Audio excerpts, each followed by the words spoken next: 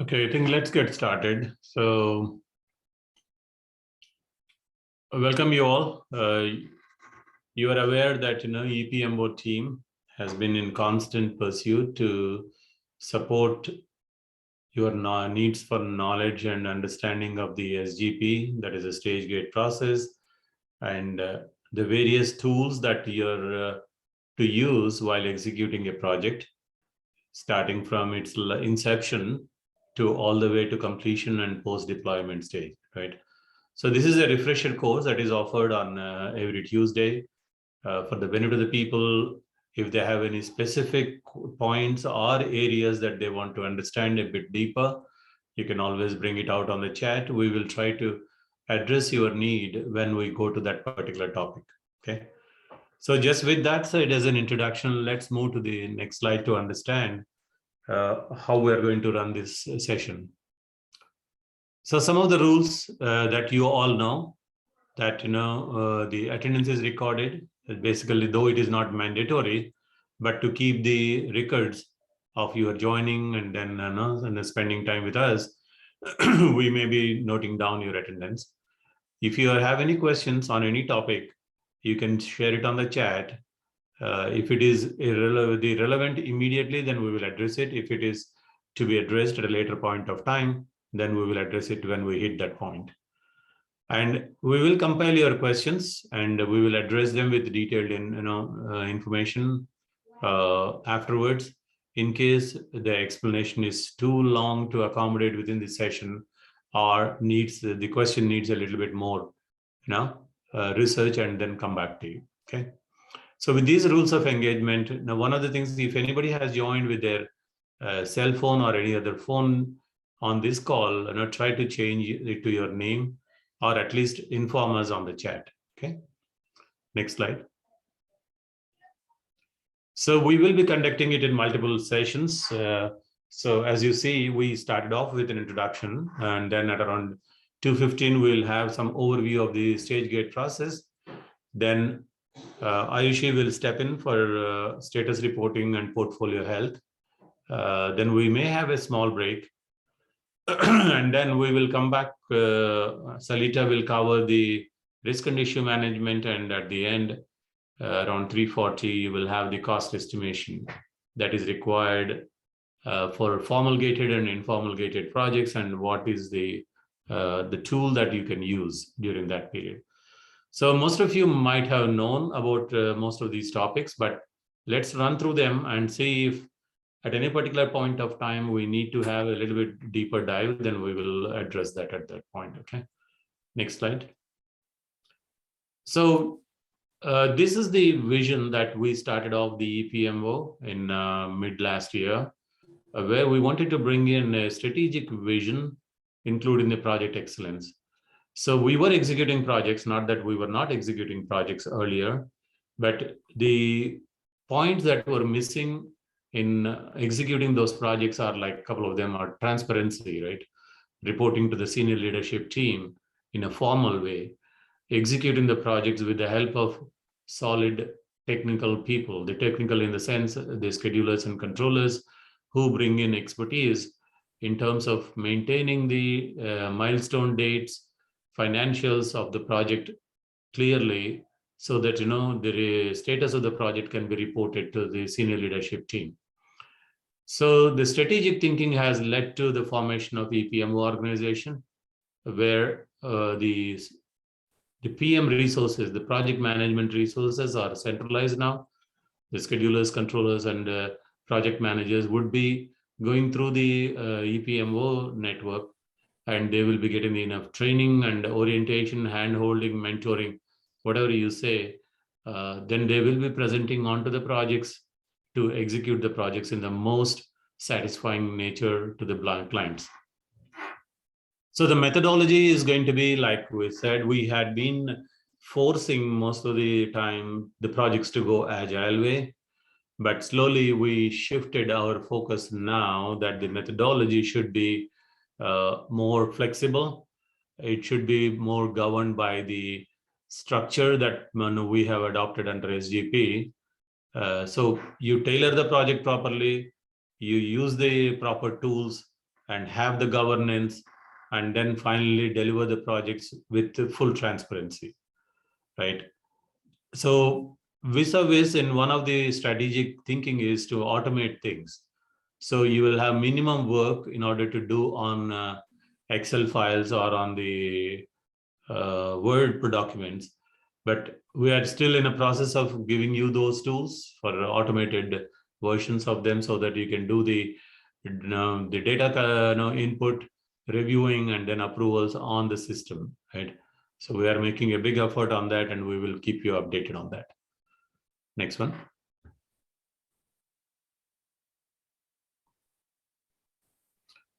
So the three major roles in EPMO are the project manager, scheduler, and the controller. They have specific roles to fill in and do their activities. As a project manager, you know that you're overall responsible for all the activities of a project manager, including the vendor management, financial management, the project statuses, project execution, reviews, testing, and then finally putting into production. So you hold the ship. You're like the captain of the ship.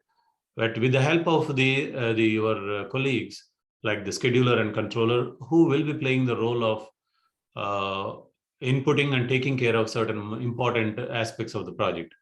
Like scheduler will be entering the schedule of a project in P6, that is a tool that we are going to use, and all the milestones that are required, how baselining those milestones, and then how the schedule is prepared, how to tie up with the other projects. If any other project has an impact on your project, how do you tie it up? And also resource load those schedules so we know how our resources are being utilized, how many resources are required in future, so that the teams can be well prepared. Controllers are going to take care of the financials of the project, looking at what is the approved budget, how many expenses are being charged towards those WBSs, whether proper WBSs are used, proper invoicing has been done, how the accruals, and also to plan for future, right? How the forecasts are entered in service now, and what deviations are happening between the forecasted value and the actuals.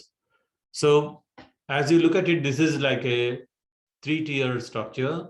You have the schedulers taking care of the dates, the financial things are taken care by the controllers, and overall the other project management activities are taken care by the project manager. So it's going to be a tight integration between these three EPMO resources that will really drive the project to its completion under the budget and then within the timelines, and have the full transparency to the management. Okay. Next slide.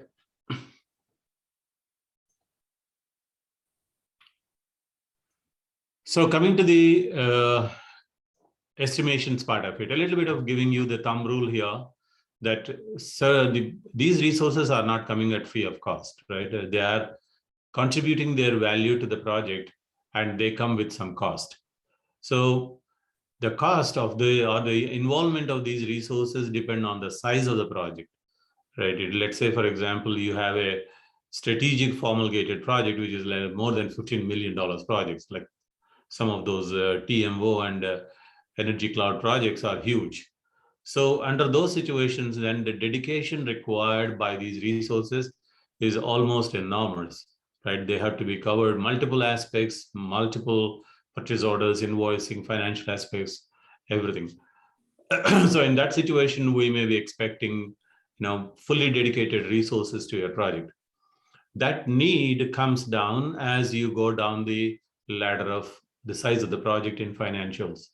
So as you can see, if the project is anywhere between 1 million to 5 million, we expect around 8 hours of scheduler time and 8 hours of controller time to be spent on the project.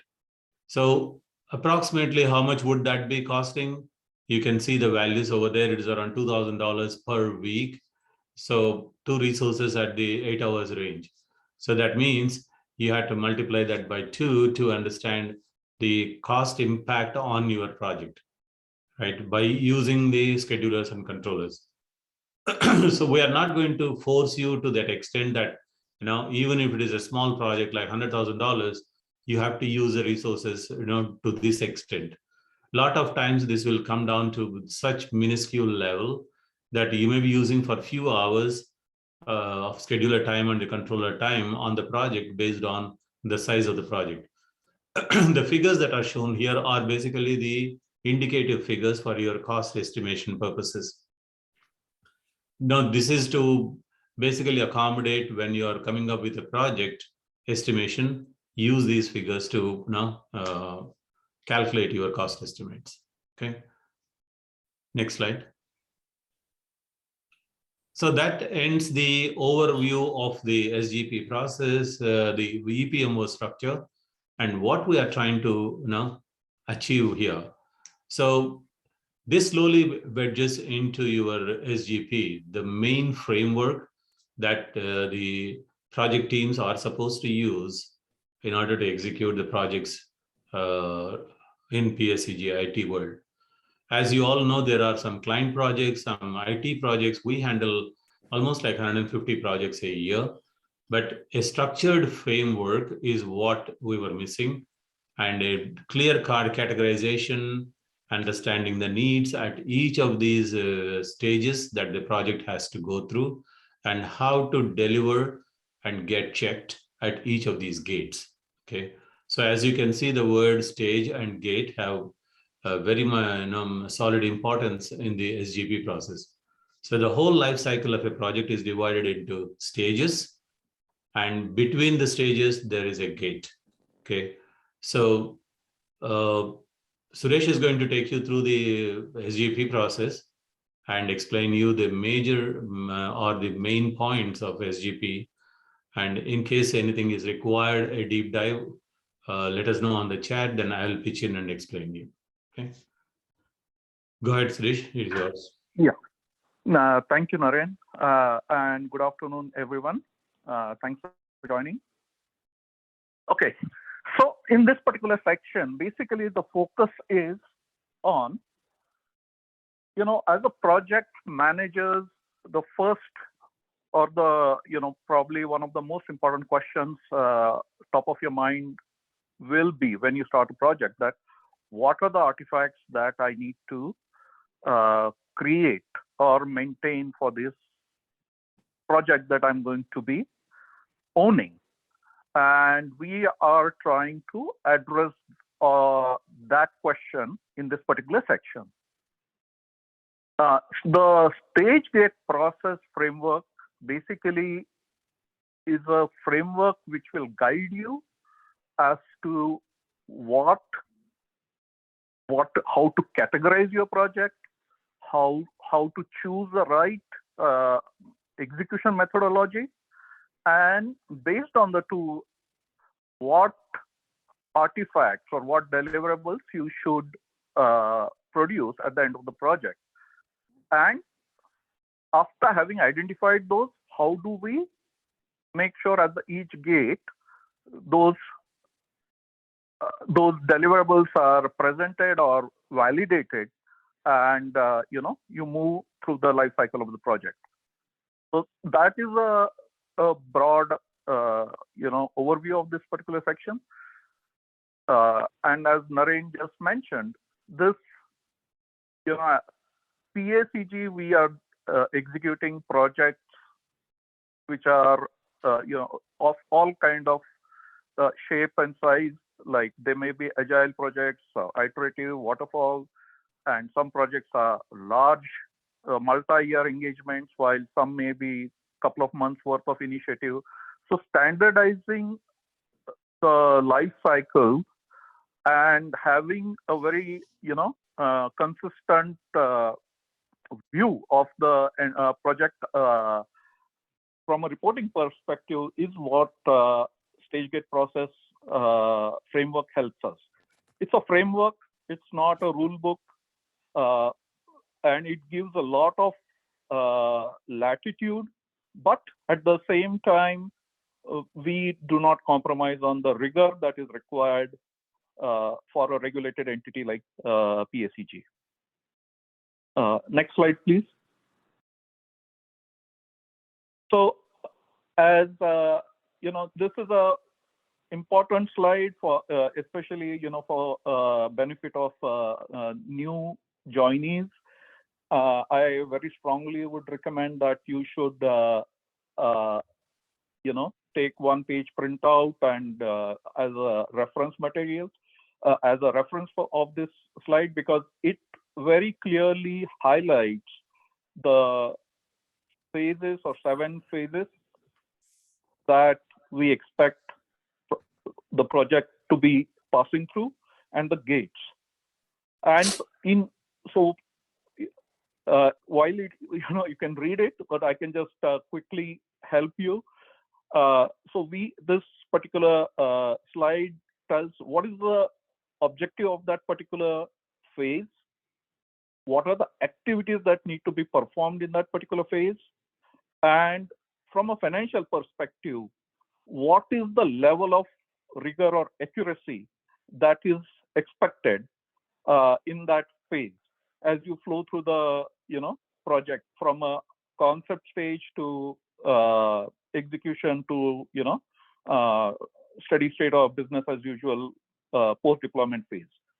So this gives a very good overview in one page kind of format.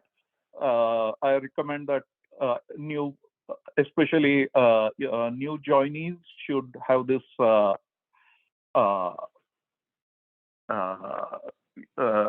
handy. Next slide, please.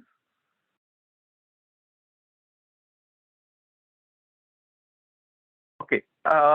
So we have from an EPMO perspective, we have templates for all the deliverables or artifacts that are required from a project execution or when you execute a project perspective. Now, very strong recommendation that please use the templates which are available on EPMO SharePoint always. If you even if you have been working with doing 4 projects or executing multiple projects, please do not reuse the templates. Reason being, these templates are constantly being updated, and it is expected that you use the latest version. And so it's a very strong recommendation that please use every time you need a template, do not reuse existing one. Download the new version from EPMO site and use that particular template.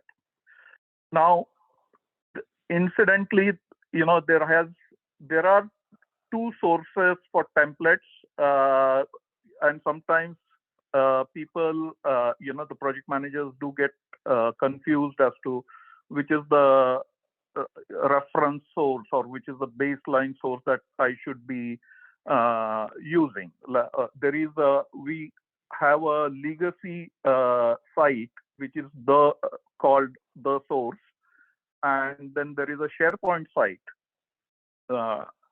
Now, here's the guideline. The SharePoint site is your go-to gold standard. You have to please use the templates on SharePoint site. Now, it is quite possible that you may not find some templates that you're looking for on SharePoint site. If you don't find that, then go to source site and check for the availability. So your first stop has to be the EPMO SharePoint site, and only if you don't find the templates on EPMO SharePoint site, please refer to the source site. That is a standard protocol to follow. Next slide, please. So getting into, how do you identify what are the deliverables or, artifacts that you need to maintain for a project? And so this is a guidance.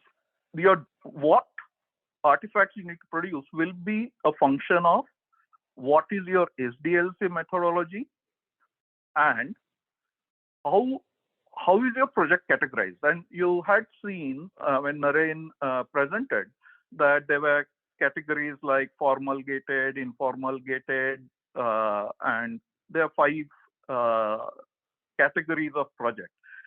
Essentially, these are risk categorization or what kind of risk profile the project has. That is and what kind of and by definition, then extension, what kind of governance the project will require is kind of indicated by the categorization. So what artifacts or collaterals will be produced will be determined by the SDLC and the category in which the project falls. So these are the 2 things you need to determine. Next slide, please.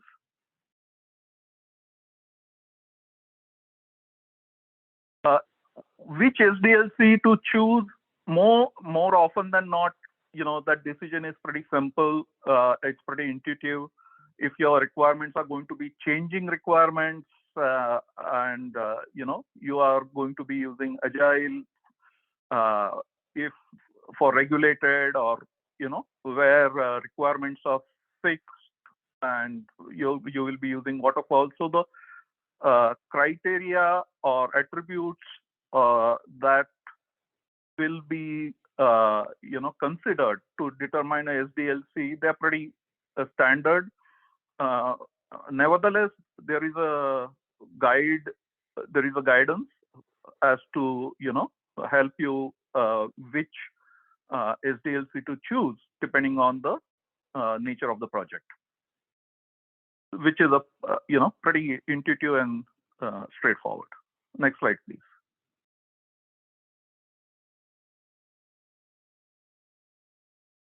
Project categorization is a slightly tricky area. Now, the reason I say so is it's both an art and a science. A project, the science part of categorization is that you can always determine the risk. Categorize the project based on objective parameters like what is the size of the project or what is risk quantification or things like that. While the art part is that you need to have some level of judgment based on your apply your experience and understanding of the project to make that particular decision about the risk profile of the project. And just to give you one very standard or simple example, if you were to buy, say, even hardware, and if you were to buy $10 million worth of hardware and and that was a computer desktop from, say, Dell, probably it may be a very high value project, but at the same time, the risk profile there is going to be pretty low. However, if you were to buy, say, $50,000 worth of sensors, which may be used in, say, gas pipes or some, other areas, now this may be requiring a more rigor and more diligence compared to buying $10 million worth of, say, Dell desktops. So your categorization will change accordingly. And similar is, if you're doing a software, how critical is that particular software? What is the level of visibility? So it's a vector based on different dimensions, like which are mentioned here, and one needs to make a judgment call. So that's a guidance. Obviously, more risky the project, more governance it should have, and more artifacts it should have. while if the project is less risky or the risk profile is low, it will be, we can be more liberal about it from a governance perspective. Next slide, please.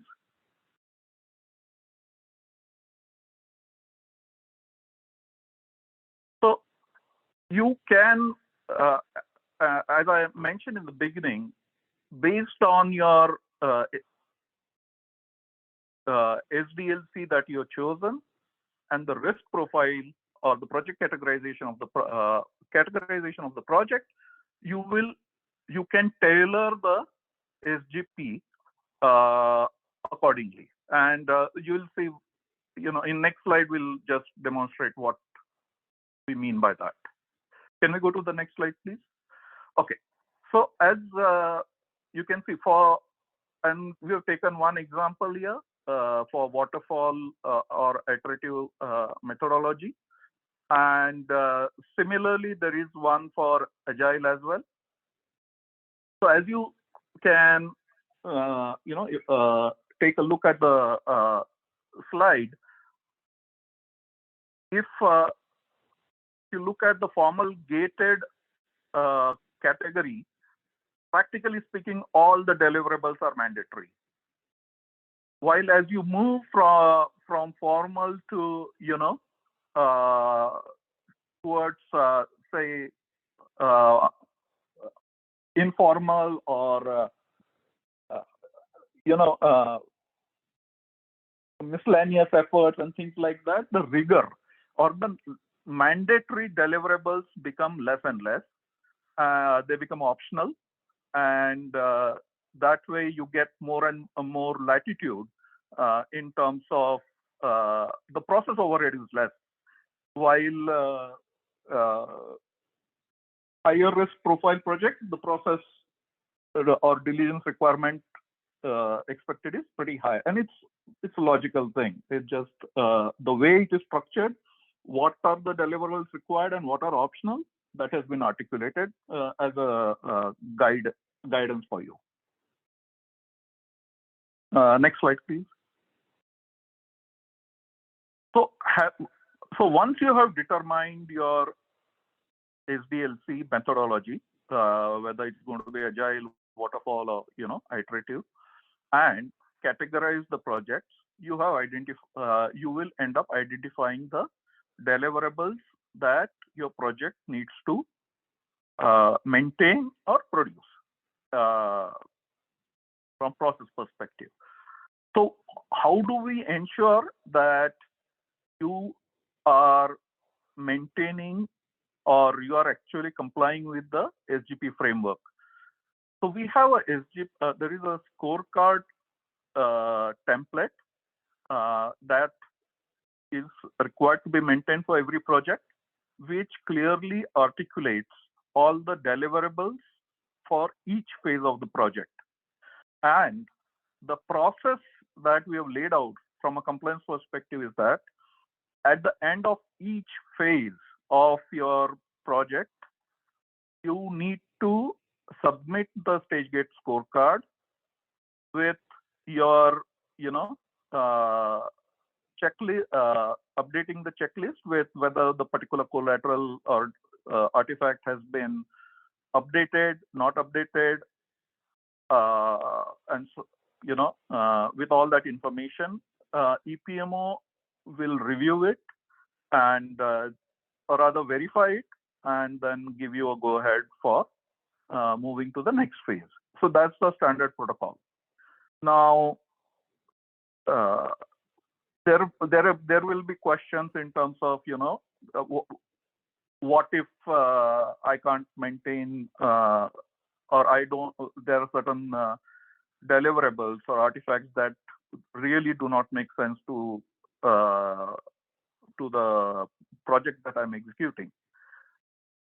While we generally, the philosophy that we are kind of encouraging is that not to deviate from SGP, but if there is any deviation required, you really need to get an exception. You can't make that decision on your own.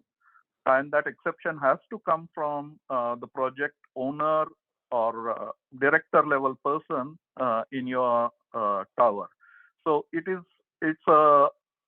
should not be taken as a matter of routine. It is something which will be a genuine exception, and there has to be an evidence that somebody is authorizing deviating from SGP. That is the protocol we are encouraging. Now, on this particular topic, I also want to, sensitize or kind of highlight to everyone that our top leadership is seriously monitoring the scorecards. So it's a heads up for everyone, and you will be hearing a lot about this in times to come.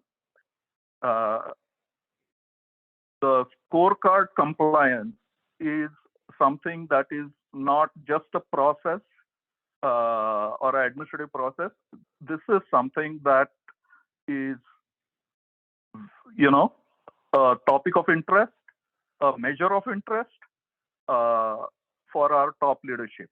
And we are going to be producing, or we are, in fact, we are in the process of, reporting on the compliance metrics as it pertains to scorecard, stage gate scorecard. So it's a serious document, especially for, project managers.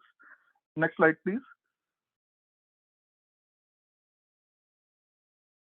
So as I just mentioned, the scorecard, you need to, for every project, there has to be a scorecard template. We have the templates are there on EPMO SharePoint. So you use the, based on waterfall agile, you select the right template. Then once you have completed a phase and once you are ready to, once you have reached that gate where you need to move to the next phase, please upload the scorecard to IT.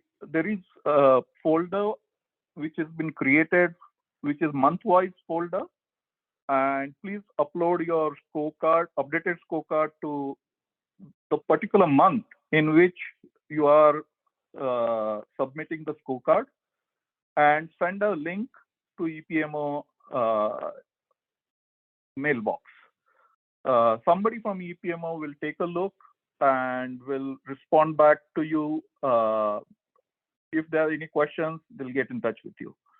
So that will be the process. But and please make sure that you comply with this. Next step. Next slide, please. Yeah, I think we just covered this. Next slide.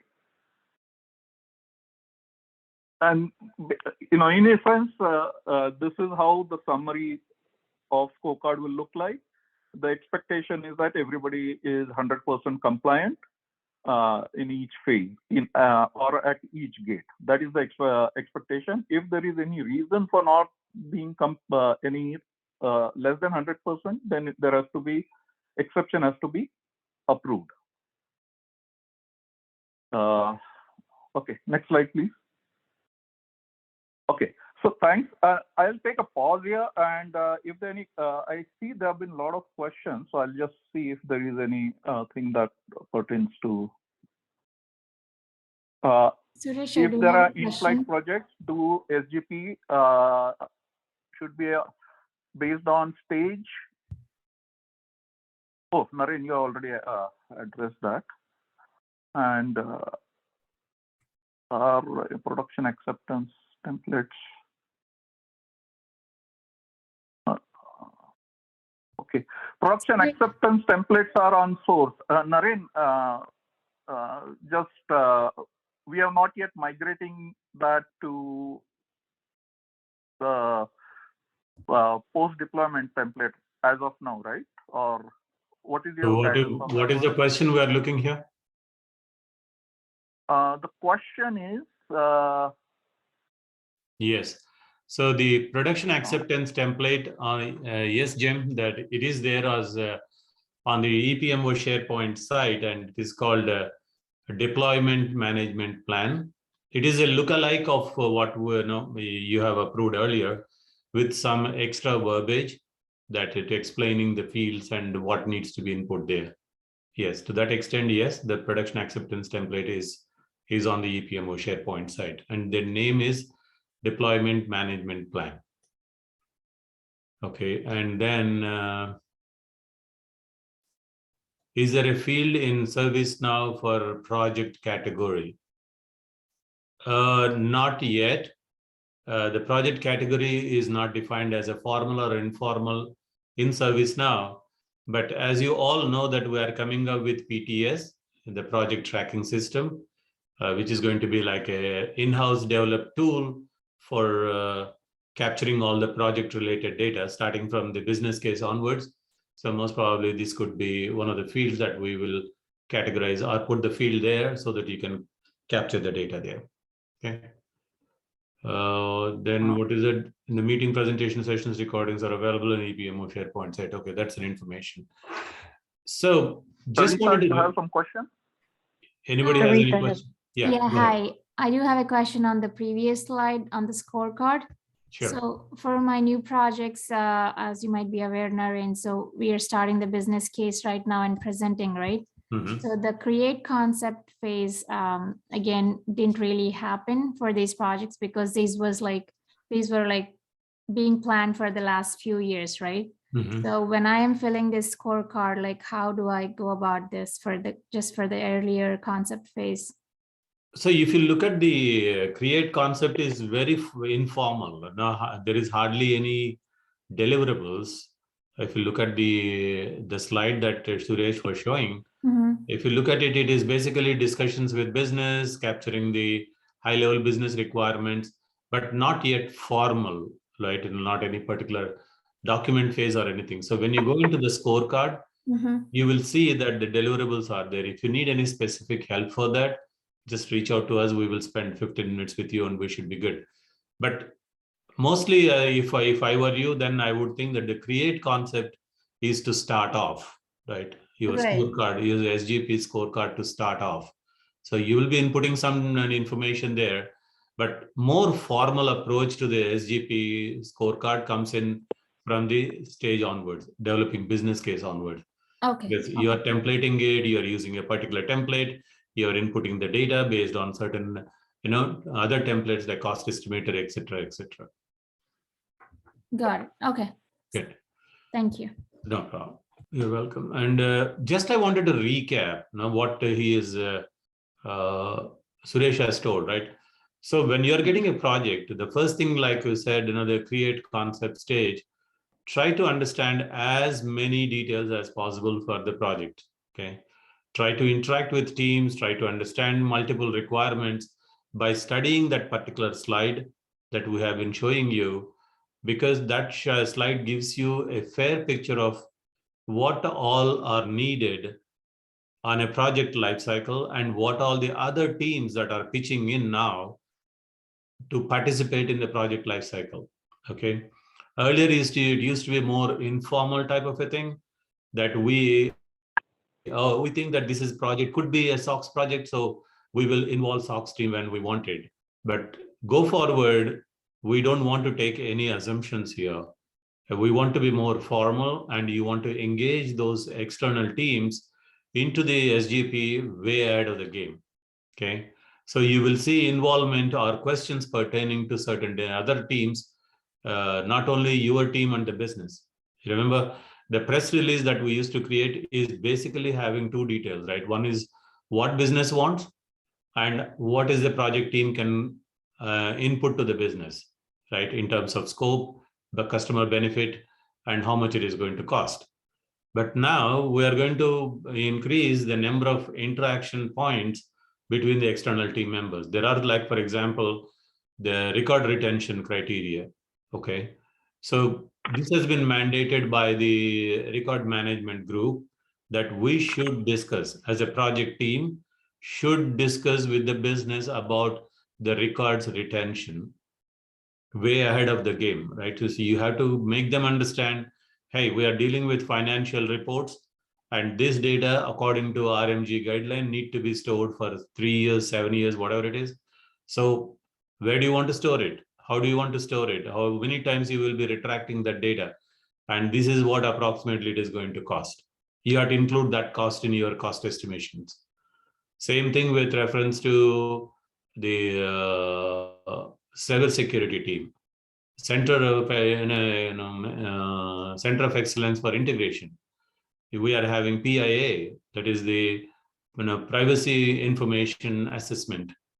There's another one coming called disaster recovery assessment. So there are multiple teams are getting engaged with the projects well in the start stage itself, not somewhere half down the line and then get beaten up for not doing certain things. So it's better that we interact with all these teams way ahead, document everything, get the reviews, get their okay to move on, so that your scorecard looks clean and also interactions have happened. Okay, so my sincere advice to you all is to look for the deliverables at each of the stage and properly document them, properly finish them in the scorecard, present it to this SGP review, the EPMO review, the scorecard, and pass on with the gate and go to the next stage. Okay. Any questions on that? Okay. So I think basically this gave you a little bit of information on the SGP framework, project categorization, then how do you look at your scorecard presentation, etc., right? Now let's go into the other compliance points like status report, then how your health should be reported, etc. Aishi is going to take us through these things. Aishi, yours. Yep, Naren, yeah. Hi everyone. So project status reporting and project health review. So these are a very important artifact and a forum from project manager perspective, as each month we extract this information from ServiceNow and the EPMO team analyze it and present this into an executive level meeting, that is a project health review meeting. So this is nothing but a PM's way to show how you are delivering your project at the executive level so that there are no surprises down the line. Next slide, please. So this is an introduction of status reporting. Can we go to the next slide? All right, so on a high level, every first and third Friday of the month, the project managers are supposed to submit the status report. You will see a reminder from the EPMO mailbox asking you to submit the report before the end of the day on Friday. These are some recommendations that before submitting the status report on each Thursday of that particular week, you should work with your project teams, your controllers and schedulers to assess how is your project going on. And this is just a guideline. In reality, most of the project managers are aware of what is going on in their project. So once you have had that meeting and you have discussed the details of how your project is progressing, do you have any resource issues, how are your milestones looking like, is there any escalation needed, you go ahead and submit your status report. This status report is then extracted by the EPMO team, and I'll go over how to submit this report in test environment in a while, but this is just a high level flowchart. So next slide, please. Now, again, like I was saying, these are step-by-step instructions on how to go into ServiceNow system and submit your status report. Before I deep dive into this and share my screen and show you how to do it in test environment, I just want to emphasize two things. The overall objective of project status reporting is to maintain transparency and accountability from PM and the project team's perspective. So when you are entering the status report, try to be as much transparent as possible and accountable. If there are risks that you are seeing that they might turn into an issue, or even if there are risk, high or critical risk, it is important that you show that your project is yellow, rather than continuing as green and then suddenly changing it to red, whatever indicator it is, schedule or cost, because this raises a flag to everyone that something is not right. There was transparency was not maintained. The other thing that is recommended and guideline is that it's also not important. Not only it's important to share how the project is going, it's important to think through and do the due diligence. If your project is red or yellow, you have to think through and come up with a problem solving approach, right? What is the next steps that you will take to mitigate this? So that is the second expectation from each project team who is submitting the status report. And again, this is not a reflection on the project or project team. There are a lot of external factors that are driving the projects to go red or yellow, which could be, resource issue or dependency on different teams or vendor issues. So there is, if you are transparent and accountable, there is no, penalty, I would say, to give the exact status of your project.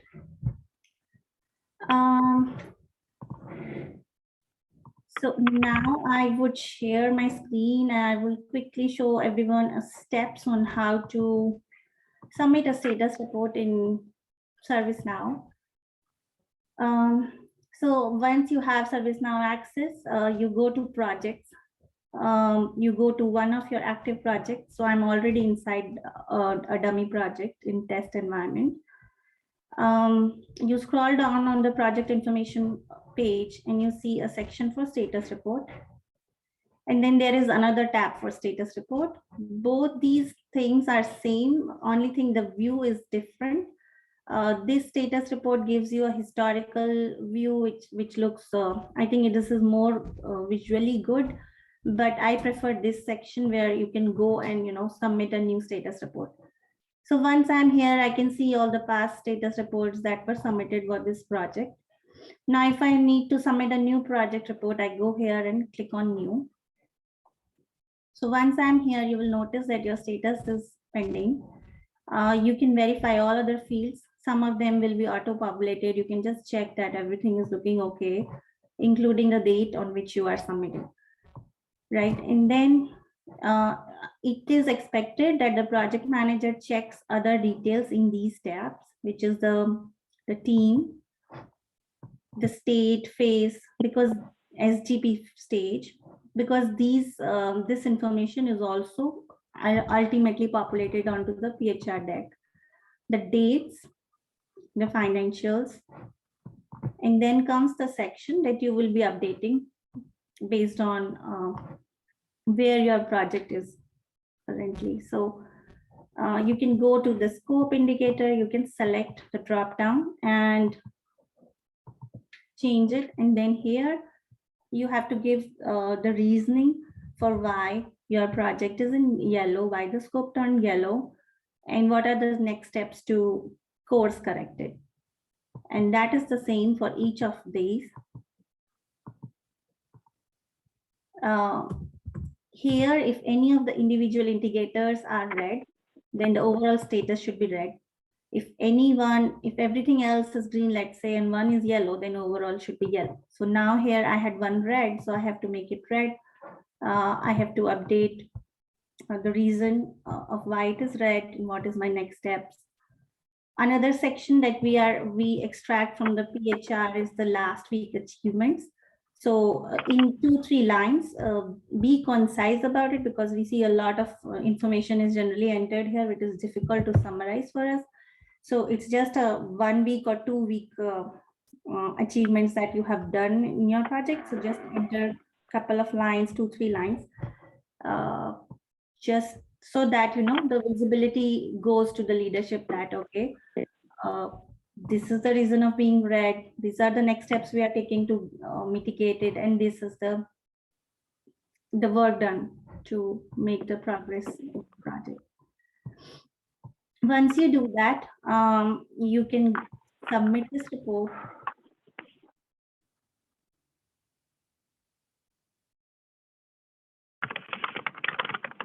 And you will see that issues and risks section also populates for your status report. Here you can just go and review that all the information about your issues and risks is correct. You want to close some risks, you want to enter a new risk, you can do that. Issues and risks will be captured by Salita in the next sections, but I want to emphasize that we are extracting this information also on the project help deck. So make sure that everything is up to date here. Also, especially for the red projects, we have added a new step is like we ask the teams to let us know that if they need any help from SLT. So once I go over to the Do I need to move? Oh, we pulled up too far. One small request. Can you please mute yourself, please?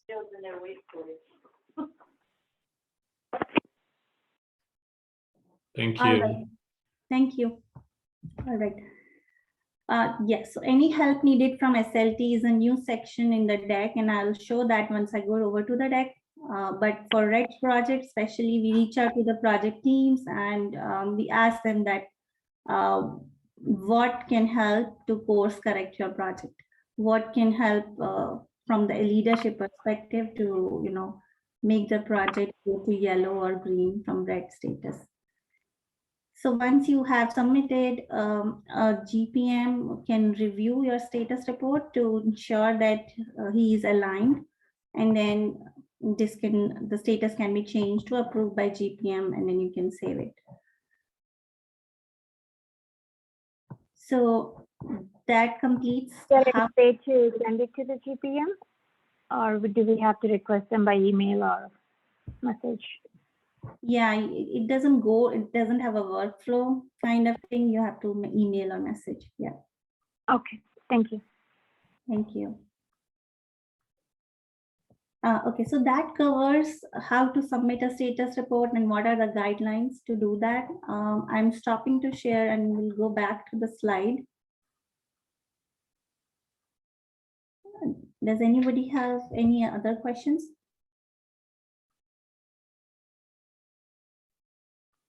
All right, so we'll go to the next slide. This just covers how whatever I showed, this slide is covering. Now all these slides, we can go to the next slide. These are all the steps that I showed just now. Next slide. There is an option to insert a status report also, like that side. Instead of doing new, you can do insert from here. On the existing status report, you can click insert. Yeah, you can go to the next slide. And I got everyone through these steps. Yeah, we can go to the next slide. Yeah. Next slide. So, I see one more. Hello. Yes, Sarita, go ahead.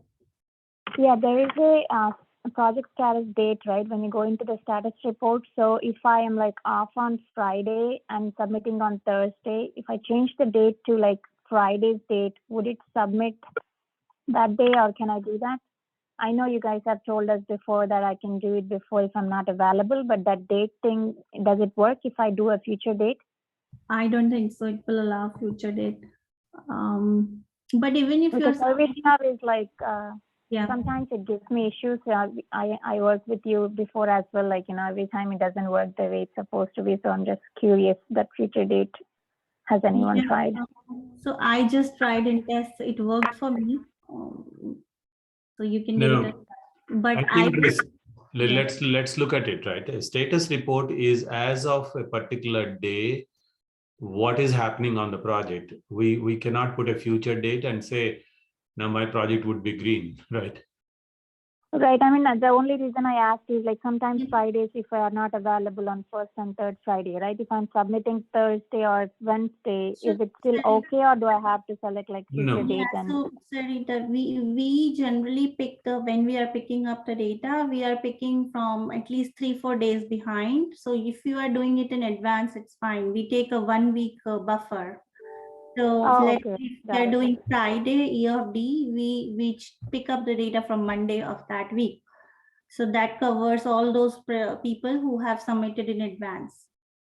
Oh, okay. So I Yeah. can do it in advance. Got it. Yeah, but we don't encourage putting future dates. I see that it is possible, but it's not advisable because your status might change right by that date. No, totally understand. Yep. Thank you. Welcome. All right, so we can go to the next slide. Yeah, this is just a flowchart to show how the EPMO processes your status report. Generally we use the first Friday status report to to drive the discussion in the project health review meeting. So once you have submitted your status report on the following Monday, we extract all the information from ServiceNow. We check the notes and the comments that you have provided, and we do a thorough review, and then we do a prep meetings with each one of the product hours, and I'm sure most of you would have attended, and those who are new will have the invites to attend those prep meetings. And then during the prep meetings, we clarify on any questions that we have on your status notes, on your comments. Sometimes, there are data quality issues which we are trying to emphasize, and we always look at the phases, the committed delivery date, the planned end date, the financials. So it's a request to please keep that updated in the system. And if we see any issue during the prep meetings, please join the prep meetings as much as you can. We go through all the statuses and we make sure that the data is updated.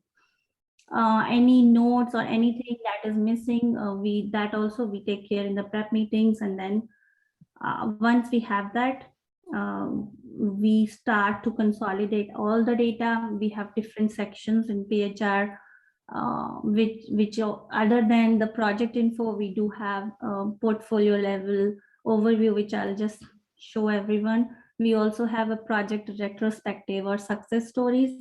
So you all are encouraged to show and share your retrospective and success stories, which is a very good forum for everyone to know what went well and what did not. So this is just this is the summary that I told about this flow chart, and it covers this slide. So we can go to the next slide. These are some guidelines, which I won't go deep dive into them. These are how will you decide that what should be your status indicator, and what should be your next steps, right? How will you mitigate it? So these are guidelines that you should ask yourself when you are submitting the status report. You can go over it. If you have any questions, you can let us know. But this is on a high level, the questions that are needed to be asked before submitting the report. We can go to the next slide. And this is again, it is checking all the indicators, cost, schedule, scope, resources. Also, it's mentioning about change request. So change request is another area that we capture on the status report based on your justification document that you are putting in ServiceNow. And it is one of the focus areas of the leadership. So other than PHR and all the indicators, they also want to deep dive, and you'll see in coming months on the number of PCRs and how that changed the overall cost and the overall schedule of a project. So please be on top of your change requests, and in the prep meetings, if you see any discrepancy, please let us know in the change request count. Next slide, please. So these are some other sections that are available in the PHR deck. We will, for this month's PHR, which is on Thursday, we will be sharing the deck pretty soon. So you can see at these sections which are showing the overall portfolio, how many are running, in which phases. And also please make sure to update the SGP phase because it's not a mandatory field right now, but as you have heard from Suresh and Naren, that it's a very important process, very important compliance that we want every project to go through. So make sure your SGP phase is updated in the ServiceNow system. Next slide, please. And this is how the portfolio health review deck looks like. I'm sure most of us have already seen this. Next slide, please. I think that covers project health review and status reporting. Any questions, anyone? All right, then I'll take it as a no. Thank you, everyone. Please keep your status reports up to date and join the prep meetings. Thank you. Right. Well, thank you, Ayushi, for providing that review of status reporting and portfolio health.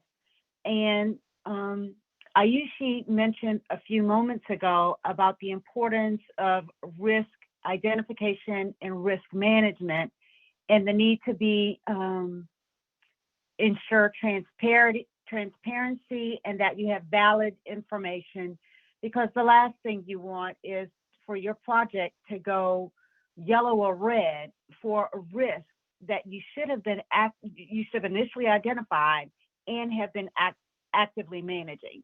So let's have a look at the risk management process. So here's our overview. We won't go into detail. This is just a reminder as to the importance of risk identification and risk management. It supports prioritization, it supports decision-making, and it helps us to optimize the cost and the schedule. As PMs, I'm sure that all of us have been exposed to risk management, but this is just a refresher or a reminder of the definitions and some examples. A risk is, an example is, this is an event that could happen. So this is some event that could happen that would impact your schedule, scope, cost. An issue is an event that did happen. This event has occurred and the event has impacted my schedule, cost, or scope. A decision, this is an item, a decision has taken place, a decision has been made that has impacted the project, and we need to document that. And then finally, a change request, which is documented with a justification document. This is a decision that's been made related to an individual project, and it could impact that project's schedule, scope, or cost, or resources, or it could even impact other projects or external initiatives. So that's just a brief reminder of the different types. So let's apply risk, issue, and decision management to the stage gate process. So at the create concept phase, this is where you would initiate your risk register and you would conduct a qualitative risk assessment. That's where you document high-level risks that could affect the successful delivery of your initiative. As you move into the develop business case phase, this is where you want to finalize those risks that you have qualified by conducting a risk assessment. And many of us have already been through the process where we conduct that qualitative risk assessment, and we'll talk about that shortly. As you move through the project initiation phase, that qualitative risk assessment that you've conducted, you want to identify a change plan owner or a risk owner to manage that event. As you move into the develop initial design phase, This is where you conduct a quantitative risk assessment. That's where you put numbers to the risks so that you can, this will help you identify if you perhaps have enough contingency budget plan to manage those potential risks. As we move into the design phase, you would continue to manage and update your risk register, manage any issues that have developed, and you would update your risk contingency estimates at this point. Then we move into direct and manage. You would continue to manage your RID register. You would continue to update your risks and continue to manage your issues. You would document lessons learned at this point, or perhaps a risk has been realized as an issue and there are some lessons learned associated with that. You want to go ahead and document those lessons learned. And here's where you obtain IT Change Control Board approval for you to move into implementation. And then, of course, during the post-deployment phase, you want to validate that all identified risks and issues have been addressed through either mitigation or closure, and fully document that closure process. You see that the same events occur in Agile throughout the life cycle. So what are risk management stages? We'll look real quickly at the 5 stages. First is risk identification. You want to identify your risks, determine how they could impact the project, what's the probability of that event occurring, and what are some potential responses to that event. Then you conduct your risk analysis or assessment, and you assess the impact and the probability. This is done qualitatively during the initial stages, and then quantitatively from the develop initial design stage and forward. Then you want to conduct risk response planning. This is where you develop some options, or you determine some actions so that you can mitigate that risk to reduce the threat, and you assign ownership of those identified risk events to individuals so that you can continue to monitor those risks throughout the project life cycle. Then we move right into risk monitoring control, where you monitor your risk. You may reassess the probability or the impact of the risk. You identify new risks throughout the project life cycle, and you execute risk responses at this phase if the risk were to materialize into an issue, and you want to verify the efficiency of your response and make any adjustments that are needed. And then finally, risk closure. You want to close your risk events as mitigated or whatever the status is, and close any risk that has been realized as an issue.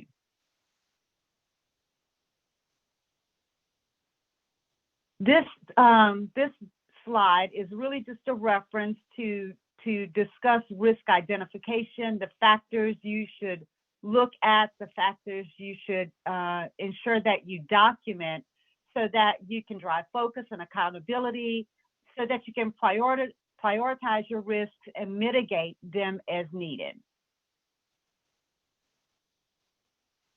So here is that qualitative risk assessment we were just talking about, and we'll look at the probability first. What's the probability of a risk event occurring, given that the response is identified and other factors are accounted for? And some of the considerations to look at when you are assigning probability is you look at external factors, change requirements, and organizational capabilities.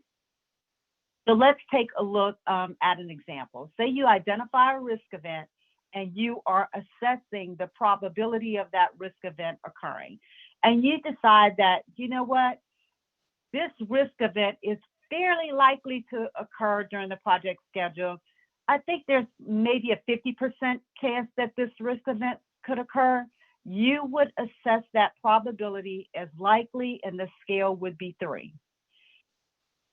We look again at the impact to estimate the scale of the impact of a risk on your project success.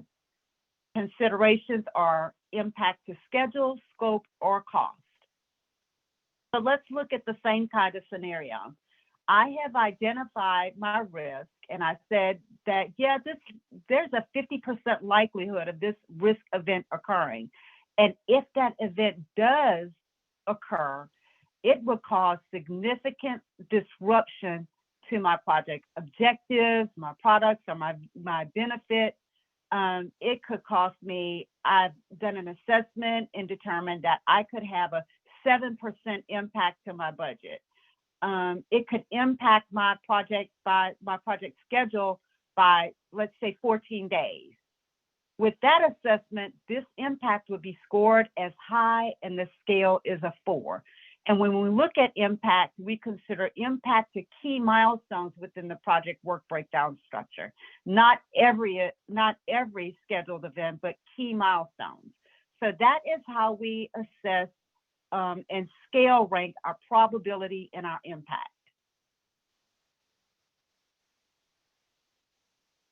So here's where we get the overall picture. And now that we understand what our probability is rated as, we've rated our impact, here is where we get the overall risk index calculation.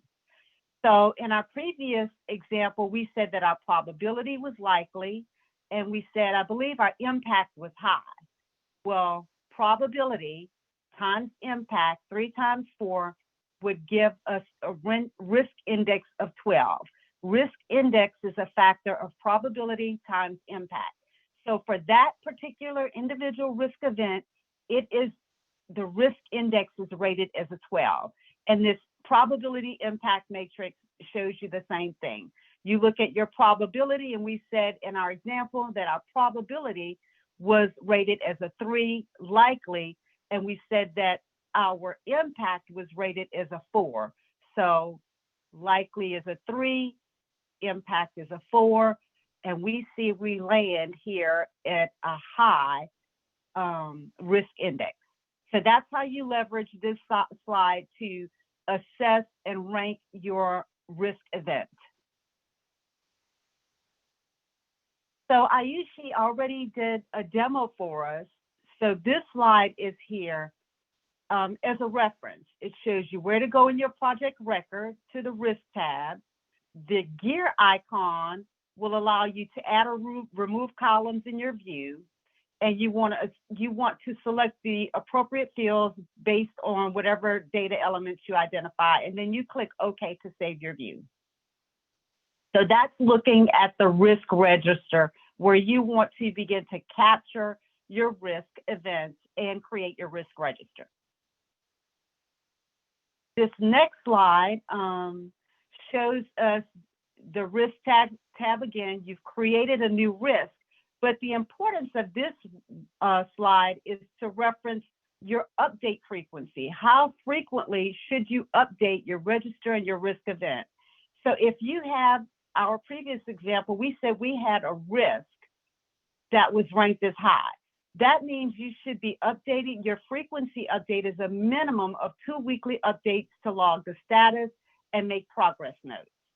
So here is your steps to navigate in ServiceNow. You go to your risk tab, you would create a new risk record, fill out the form, and you would save that risk event. And as you update your risk event, you'll want to capture working notes in the working notes section, and then click those, click save to post your updates in your notes.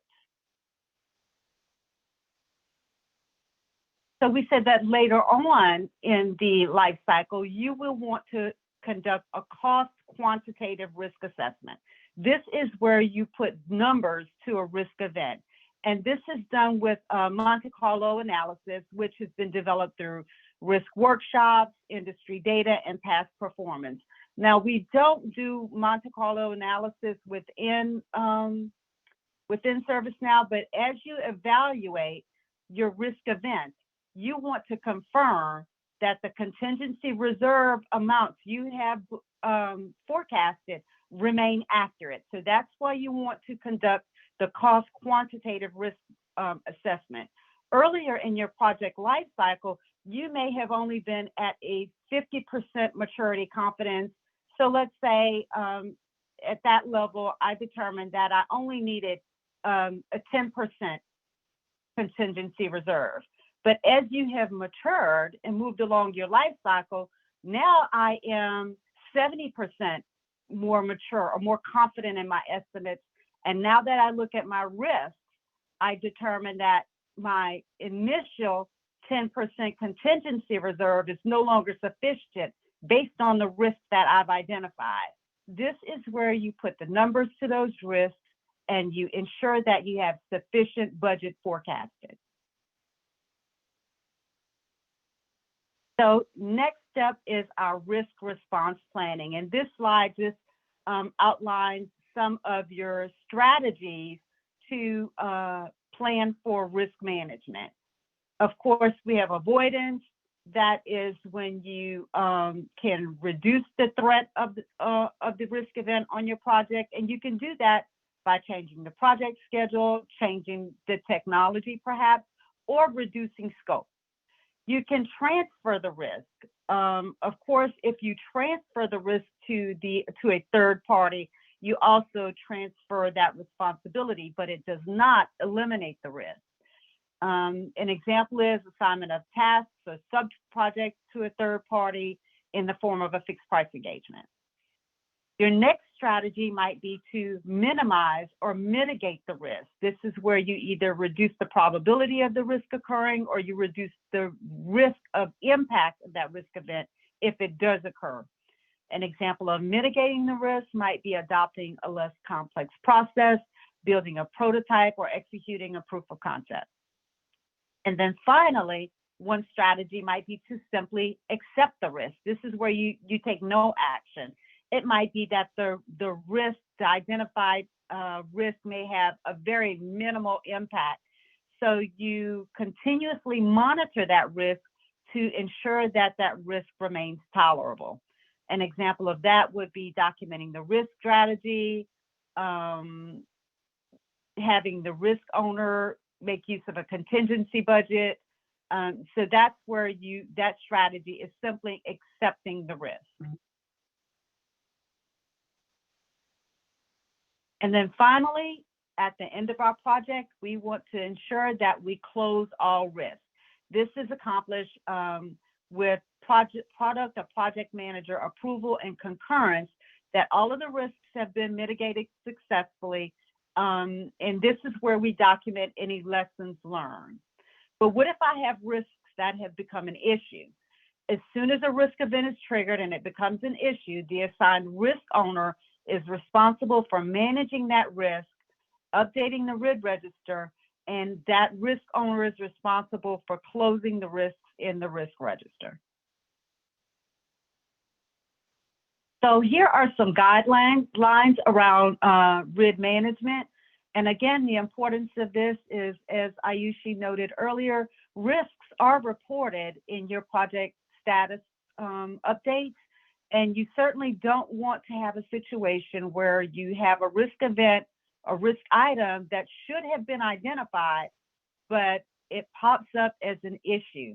And your project goes from a green state to a red state for a risk event. So that's why you want to take the time to go through this and identify your risks as early as possible, develop mitigation planning and strategies so that if a risk event is realized, you have an action plan to leverage. That concludes the risk management planning. The floor is open. Do we have any questions about risk management? This is a pretty common concept for project managers. So this is just designed to be a refresher about risk management here at PSEG. Any questions? Fantastic. So we will right into the IT cost estimator for formal gated. Anthony? Okay, thank you, Salita, and good afternoon. So we could just go to the next slide. We're really just going to spend a few minutes on this process of cost estimation, primarily for formal gated large projects. So again, not an everyday occurrence here, but again, it's important understand this tool and the process so that, you know, if and when you do have a formal gated project,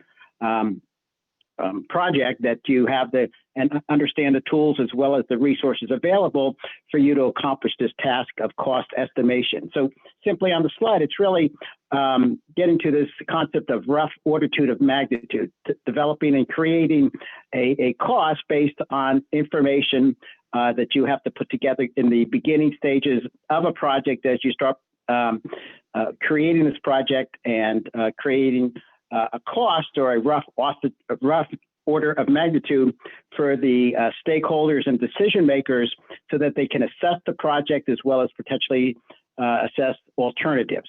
Next slide, please. And so again, this is really more about for both formal gated and to a smaller gate, informal gated projects, those projects that might be a little bit smaller, but still nonetheless the focus that we're just going to use this tool is for the formal gated projects. And again, it allows us to undergo a process in the initial stages of a project prior to the create concept stage, where the rough order magnitude estimation is the first cut at, you know, hey, what is this endeavor going to cost the company? What are we looking at in terms of time and the timeline period for it, to give a general idea before getting formal funding approval. So we have a nice Excel file out there on SharePoint that walks us through the process when you need to do this. It has some guidelines, some instructions that we'll touch on briefly. Here again, just some of the highlights is to give a total project view at the end, once all the inputs and once all the information is assembled on the project, using some guidelines and some cost estimates that we have out there that should be consistently applied when evaluating the resources and the cost of those resources, both people, workforce costs, as well as non-people costs on projects. So we'll just take a minute now. If you could let me share the screen, or I'll share the screen of when you go on SharePoint and you go under documents, as you see on the slide, EPMO assets, tools, and templates, there is excuse me, you know, you see these slides, these Excel files, cost estimator for formal gated, and just to go into the slide, into the Excel file, really touches Anthony, first on the, yes. And excuse me, we're not seeing your screen. Could you reshare your screen and go back to that navigation? I sincerely apologize about that. Okay. No, thank you. Okay, so let's do that one more time. So if we go into SharePoint, right, under Documents, EPMO Asset Library, Tools and Templates, we'll see the Excel file, Cost Estimator, Formal Gated. And then when we get into that slide, excuse me, into that Excel file, you'll see the first tab talks about the guidelines. Excuse me. The guidelines, again, just a brief outline, a little bit of what we're touching on here. What's the purpose of this document, how to use the document, things that's very basic, as there are some brown areas. Those would be the areas where you do the input, as opposed to other blue colored areas, for example, where there's calculations or data that you would not touch, that's just to be used as a resource, and that's used in, to help provide the calculation of the costs. And then as we get into the instructions in this, you'll see on this slide and on this sheet within the Excel file is basically 8 steps, and then correspondingly there'll be 8 tabs numbered 1 through 8 that goes through these 8 steps to be utilized when using this Excel template. Certainly the first, again, just taking it at a high level here, key assumptions in the first tab, some top down, some items to define some of the elements, and some what would be the major components of what the project needs to do, and then the resources needed to accomplish the task of the project. And then certainly the third step of inventory in terms of both the workforce effort and And then sheet 4, the non-workforce costs, things that talk about hardware, software, travel, facilities,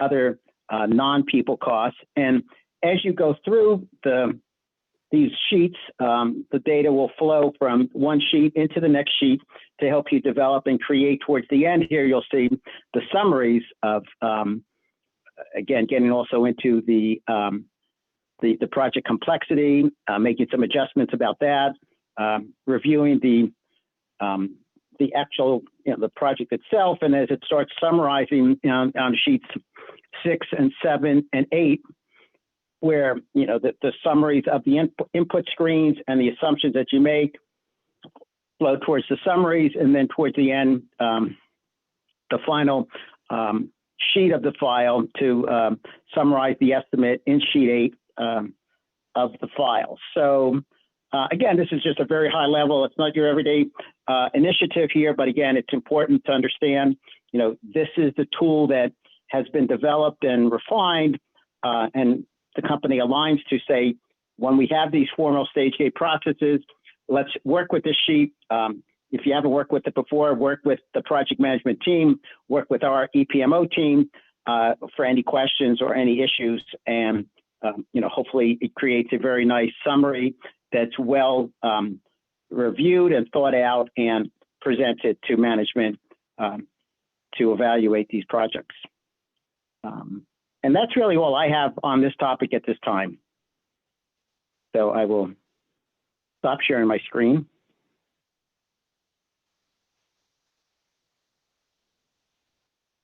And I don't know if there would be any questions at this time about the cost estimator for formal gated process at this time, or any other questions. Okay, just Great, I want thank to add a couple of more things. Yeah, somebody has a question?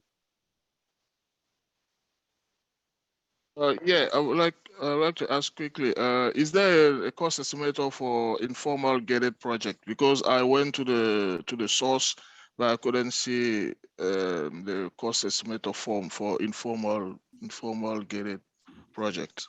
It is there. I don't know where you looked at it. It is in the project templates. Okay. It is there, informal, it is called cost estimator in brackets, informal projects, informal gated projects. Maybe I used the wrong link there. Okay. So while you're looking at it, I can show you, that's not an issue actually. So Okay. let me open my screen and share with you. Okay, can somebody stop sharing? Can I have it? Okay. All right, thank you. Sure. No problem. Okay, so let me go into my screen. So do you see my screen? Yes, I can see it. Okay, so I go into the source, and my default setting is the project template. So you see this. And when you go to the project templates, you see the cost estimator formal gated. That's what Anthony was talking till now. And then there is one below that, cost estimator informal gated and miscellaneous. Okay. Okay. That's good. Thank you. Okay, no problem. Welcome. So basically, I just wanted to recap what all we learned, right? So we started navigating you from what is EPMO, what was the vision, and how we wanted to bring the specialized skills into the project execution. And starting from the inception point onwards, what needs to be done, how the stages are formed, what are all the deliverables, and after the stage is completed, what needs to be done at the gate. So you get the review and the approvals and then move to the next gate, right?